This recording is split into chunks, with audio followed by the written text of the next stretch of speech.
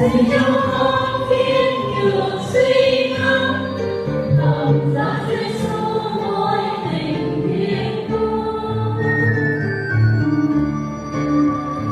Lạy Chúa, xin cho con thiên chung mỗi ngày theo bước Chúa đi đường phật giáo lo chi.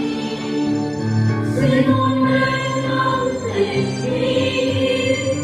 tình chết cho con ở lại trong con. Con xin được hôn lên thập giá nơi treo đấng yêu thương con người. Cho tôi đời vì lòng đau đớn lòng tình con yêu chân sinh tình yêu.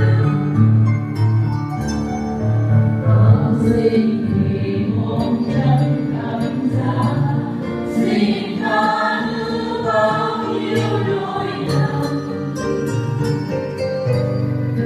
xin hãy nắm lại trong thương Chúa ơi, chữa lành thân con giữa cơn mê đời. Lạy Chúa, xin cho con hôn lên lòng mình nơi những sâu đêm là tiếng yêu thương. Xin cho con